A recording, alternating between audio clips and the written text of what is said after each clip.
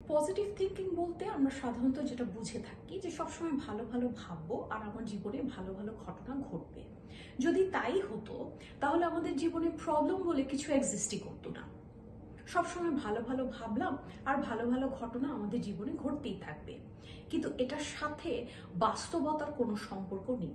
যেমন ধরুন, আমি একটি জঙ্গলে গেলাম এবং আমার সামনে একটি হিংস্র প্রাণী এসে দাঁড়িয়েছে এবং আমি ভাবলাম চোখ বন্ধ করে যে না, ভালো ভালো ভাববো এবং ভালো ভালো ঘটনা ঘটবে, আমার কিছুই হবে না। বাস্তবে কি তাই ঘটবে? ঘটবে না। তাই পজিটিভ থিঙ্কিং বলতে যেটা বোঝায় সেটা হচ্ছে যে আমাদের জীবনে যত বড় বিপদই আমাদের জীবনে আসুক না কেন, আমাদের অ্যাটিটিউড অলওয়েজ পজিটিভ থাকবে, আমাদের অ্যাটিটিউড কখনোই নেগেটিভ হবে না। আমরা এভাবে ভাববো যে জীবন আমাকে একটি চ্যালেঞ্জ ছুড়ে দিয়েছে এবং এই চ্যালেঞ্জটি আমি অ্যাকসেপ্ট করলাম এবং আমি অবশ্যই অবশ্যই এই বিপদ থেকে একদিন বেরিয়ে আসব। আমাদের জীবনটা হচ্ছে ভালো সময় আর খারাপ সময়ের সমন্বয়। আমাদের জীবনে কখনো ভালো সময় আসবে, আবার কখনো খারাপ সময় আসবে, আবার ভালো সময় আসবে, আবার খারাপ সময় আসবে। আমাদের খারাপ সময়টা যেমন টেম্পোরারি, তেমনি ভালো সময়টাও টেম্পোরারি। জীবনে যত বড় বিপদই আমাদের জীবনে আসুক না কেন, আমরা মেন্টালি স্ট্রং থাকবো, আমরা ঘাবড়ে যাব না। আমরা এভাবে ভাববো না যে আমার সাথে এরকম কেন ঘটলো, অন্য কারোর সাথে তো এরকম ঘটেনি, এ ধরনের উদ্ভট কথা আমরা চিন্তা করব না। এবং আমরা ঠান্ডা মাথায় প্রবলেমটিকে অবজার্ভ করব এবং আমরা অবশ্যই সেই প্রবলেম থেকে বেরিয়েও আসব। এটাকে পজিটিভ থিঙ্কিং বলে। আরেকটি খুব ইম্পর্টেন্ট বিষয় হচ্ছে পজিটিভ থিঙ্কিং এর ক্ষেত্রে যে আমরা যে কোনো ধরনের নেগেটিভিটি থেকে দূরে থাকবো। নেগেটিভ কথা, গসিপ, অন্যকে কটু কথা শোনানো, ঝগড়াঝাটি করা, কাউকে দেখলে তার উইক পয়েন্টে হার্ট করে কথা বলা, বা কারো বাড়িতে গেলাম যেই মানুষটি আসেনি তাকে নিয়ে ঘন্টার পর ঘন্টা আমরা গসিপ করছি। এইগুলো করলে আমরা ভাবি যে আচ্ছা, বসে একটি মানুষের বদনাম করলাম, বেশ ভালোই তো সময় কাটলো, আমার কি সমস্যা হবে তাতে?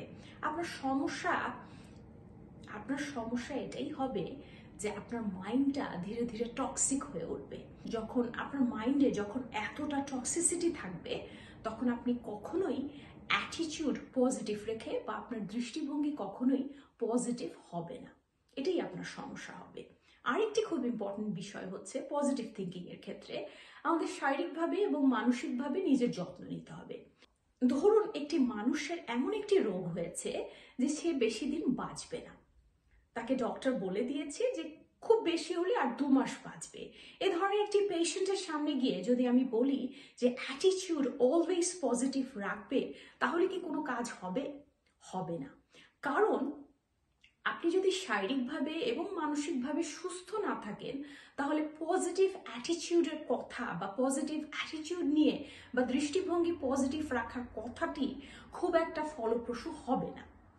শারীরিকভাবে আপনি নিজের অবশ্যই খেয়াল রাখবেন এবং মানসিকভাবে নিজের খেয়াল রাখার জন্য আপনি রেগুলারলি মেডিটেশন করবেন। মেডিটেশন করার মাধ্যমে আপনি মেন্টালি স্ট্রং হয়ে উঠবেন এবং মেন্টালি স্ট্রং হয়ে উঠলে আপনার যে সুবিধা হবে, আপনি যে কোনো ধরনের বিপদকে খুব পজিটিভ অ্যাটিটিউড নিয়ে দেখতে পারবেন এবং আপনি ভাববেন যে আমি এই বিপদ থেকে অবশ্যই একদিন বেরিয়ে আসব। এই বিপদটা টেম্পোরারি, এটা সারা জীবনের জন্য আসেনি। আরেকটি ইম্পর্টেন্ট বিষয় হচ্ছে আপনার ফাইন্যান্সিয়ালি সলভেন্ট হতে হবে। আপনার যদি অন্ন, বস্ত্র, বাসস্থান, শিক্ষা, চিকিৎসা এই মৌলিক চাহিদাগুলোর কথা ননস্টপ ভাবতে হয়, তাহলে পজিটিভ অ্যাটিটিউড আসাটা এত সহজ ব্যাপার নয়। তাই এই মৌলিক চাহিদাগুলোর ব্যবস্থা ঠিক রেখে তারপর পজিটিভের কোয়েশ্চেন, পজিটিভ অ্যাটিটিউডের কোয়েশ্চেন আসে, বা আমার দৃষ্টিভঙ্গি পজিটিভ তারপর আসবে। তাই আমাদের দৃষ্টিভঙ্গি সবসময় পজিটিভ থাকবে। আমরা শারীরিকভাবে এবং মানসিকভাবে নিজের যত্ন নিব, আমরা রেগুলারলি এক্সারসাইজ করব, আমরা প্রচুর ভেজিটেবলস, ফ্রুটস খাবো, প্রতিদিন 2 লিটার পানি পান করব এবং আমরা মেডিটেশন করব, যার ফলে আমরা মেন্টালি স্ট্রং হয়ে উঠব এবং আমরা যে কোনো ধরনের নেগেটিভিটি থেকে নিজেকে দূরে রাখবো। নেগেটিভ কথা, গসিপ, কারো দুর্নাম করা, কাউকে আঘাত দিয়ে কথা বলা, এসব থেকে আমরা দূরে থাকবো। আপনার দৃষ্টিভঙ্গি খুব সহজেই পজিটিভ হয়ে উঠবে এবং আপনার জীবনটিও অনেক সহজ হয়ে উঠবে। আজ এই পর্যন্তই। সবাই ভালো থাকবেন, সুস্থ থাকবেন। আল্লাহ হাফিজ।